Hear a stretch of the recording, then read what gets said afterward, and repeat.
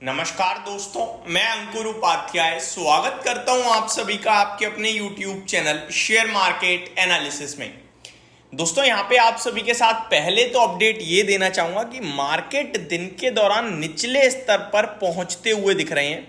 Market breath still positive बनी हुई है। कुछ इन्वेस्टर्स के कमेंट्स थे कि भाई आज भी कुछ पैसा बन नहीं रहा है हमारा, बट कल के अपेक्षा तो यार अच्छा ही होगा जहां तक मुझे लगता है। तो मेरा कंपैरिजन कल से था, कल जो 200 पॉइंट ऊपर था निफ्टी, आज 20 पॉइंट ऊपर में उससे बेटर कर रही है पोर्टफोलियो, क्योंकि मार्केट ब्रेथ यही इंडिकेट कर रही है। स्मॉल कैप मिड कैप अच्छा ट्रेड कर रहे हैं, बट निचले स्तर पर पहुंचते हुए दिख रहे हैं। और इस सबका क्रेडिट जाता है दोस्तों केवल एक सेक्टर को। एक्चुअली में आज निफ्टी ऊपर या नीचे नहीं कर रहा, आज आपका आईटी ऊपर या नीचे कर रहा है।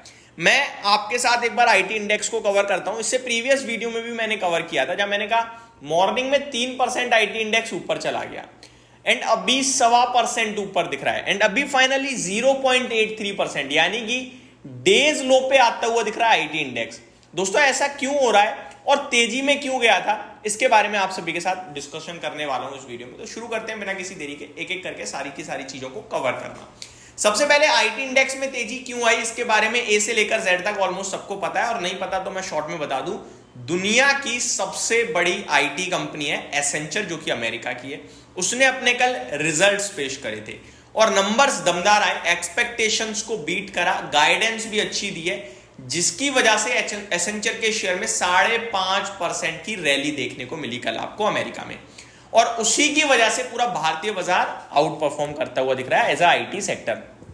देखो एसेंचर को हम बहुत क्लोजली फॉलो करते हैं, स्पेशली इन्फोसिस करता है, टीसीएस और विप्रो भी करते हैं, क्योंकि ये लार्ज कैप है और एसेंचर लार्ज कैप का बादशाह है भाई साहब, सबसे बड़ी कंपनी है दुनिया की, तो ये ज्यादा फॉलो करते हैं। इसीलिए आप देखो आज अपने भारतीय बाजार में भी इन्फोसिस क्या रॉकेट हुआ, सुबह सुबह 1970 की हाई लग गई, लेकिन अभी 1925 पे आके खड़ा हो गया है। ऊपर से देखूं तो बढ़िया करेक्शन हो गई है, लगभग 50 रुपए एग्जैक्टली नीचे दिख रहा है आपको टॉप से, यानी 2.5% नीचे आ गया, आप ये कह सकते हो। एलटीआई माइंट्री में नजर डालिए आप दोस्तों, आज का हाई है 6359 का और 6160 पे ट्रेड कर रहा है, 200 पॉइंट नीचे आ गया, 3% एलटीआई माइंट्री टॉप से नीचे खड़ा है। एलटीआई माइंट्री के लिए आज दिन भी थोड़ा सा इंपॉर्टेंट है, क्योंकि आज ये निफ्टी का हिस्सा नहीं रहेगा। जी हाँ, निफ्टी से बाहर हो जाएगा और इसके बारे में मैं डिटेल वीडियो अगली लाऊंगा, क्योंकि इस तरीके की वीडियो ओपन मार्केट में शेयर कर दूंगा तो ज्यादा अच्छा रहेगा। पोस्ट मार्केट करूंगा तो वो केवल और केवल जानकारी पर्पज से रह जाएगा, एक्शन कुछ नहीं ले पाओगे। हालांकि मेरा मानना यह है कि एक्शन लेने लायक ये कोई इवेंट है भी नहीं। अब निफ्टी का हिस्सा नहीं रहेगा, कोई मार्केट से थोड़ी भाग गया, कोई फाइनेंशियल थोड़ी खराब हो गए। हाँ, निफ्टी में इससे अच्छा कैंडिडेट लगा निफ्टी को कोई, और ये लगा नहीं प्रदर्शन कर रहा उतना, तो किसी और को जगह मिल गई है, ऐसे बाहर का रास्ता दिखाया गया है। इसकी वजह से कुछ फंड फ्लो बाहर होगा, जो आपका पैसे फ्लोज होते हैं उसमें से कुछ बाहर निकल जाएगा। तो ये सारी चीजें होंगी, इसके बारे में डिटेल वीडियो बनाऊंगा, नेक्स्ट 130 आपके साथ शेयर करूंगा। अब अगर आईटी सेक्टर की बात करूं दोस्तों, तो एसेंचर के बारे में पहले बताना चाहूंगा, रिजल्ट्स अच्छे थे जैसा कि मैंने बताया। गाइडेंस की बात करें तो the nifty IT index rose ये छोड़ते हैं। Accenture increase the annual revenue growth forecast to 3 to 6% for 25, यानी कि उनका कैलेंडर ईयर होता है, हमारा जो कैलेंडर ईयर है वही उनका फाइनेंशियल ईयर होता है। हमारी तरह नहीं है कि कैलेंडर ईयर कुछ और है और फाइनेंशियल ईयर कुछ और है।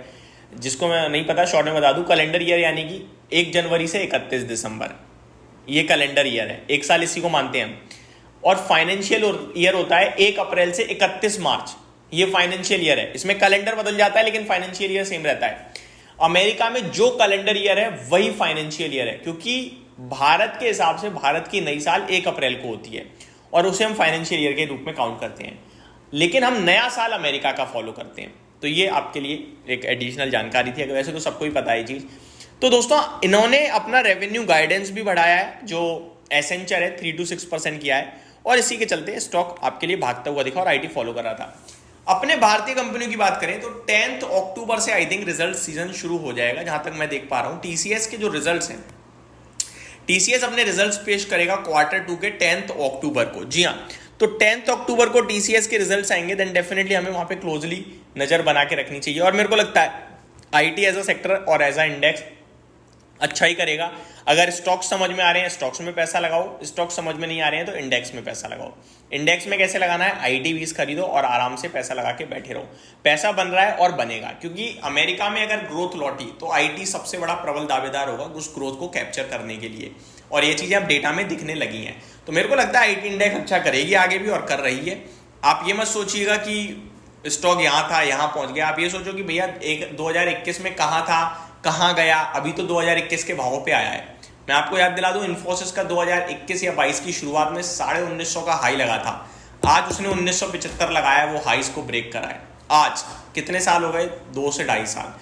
अब चलेगा भाई साहब, ये कोई कंपनी है, कोई खराब थोड़ी है। जब गिरते थे तो आपसे क्या कहता था, ये टॉप मोस्ट ब्लू चिप है, इनमें गिरावट में पैसा नहीं लगाओगे जिंदगी में कभी पैसा ही नहीं बना पाओगे। कुछ कंपनियां ऐसी होती हैं जो हमेशा अपॉर्चुनिटी होती है, जैसे कि रिलायंस थी 2200 रुपए पे, कहता राम है।